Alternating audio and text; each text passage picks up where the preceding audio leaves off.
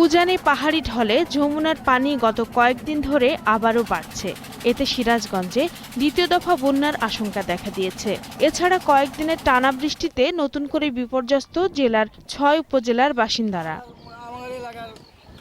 যমুনা তীরবর্তী এনায়েতপুর, ঘাটাবাড়ি, কৈজুরি এলাকা জুড়ে নৌ ডাকাত আতঙ্ক ছড়িয়ে পড়েছে।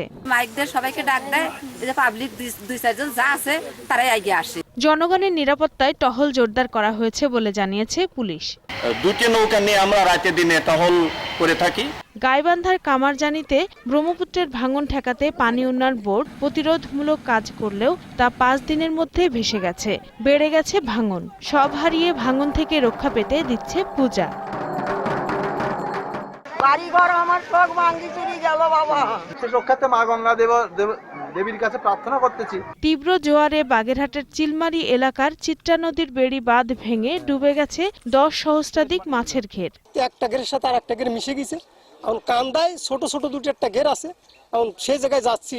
বৃষ্টি অব্যাহত থাকলে ক্ষতি আরো বাড়তে পারে আশঙ্কা মৎস্য বিভাগের। তো সংস্কার করে পানি সরবরাহ বা পানি অপসারণের ব্যবস্থা গ্রহণ করলে এটা থেকে মুক্তি পাওয়ার সম্ভাবনা রয়েছে। পাহাড়ি ঢল ও ভারী বর্ষণে সৃষ্ট জলাবদ্ধতায় ফেনীর ২ উপজেলার ২০টি গ্রাম এখনো পানিতে ডুবে আছে। চলাচলের অনুপযোগী হয়ে পড়েছে অধিকাংশ রাস্তা। দেখা দিয়েছে বিশুদ্ধ খাবার পানি সংকট ও বিভিন্ন রোগবালাইয়ের প্রকোপ।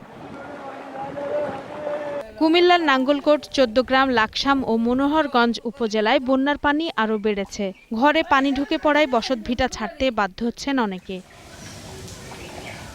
মৌলভীবাজারে বন্যার পানি কমছে, তবে ঢাকা বড়লেখা সহ অন্যান্য সড়কের ২৭১ কিলোমিটার সড়ক ভেঙে যাওয়ায় চলাচলে দুর্ভোগ পোহাতে হচ্ছে বাসিন্দাদের।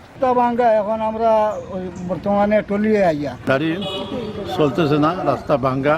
বন্যায় ক্ষতিগ্রস্তদের মাঝে বিভিন্ন ব্যক্তি ও বেসরকারি প্রতিষ্ঠানের উদ্যোগে চলছে ত্রাণ তৎপরতা।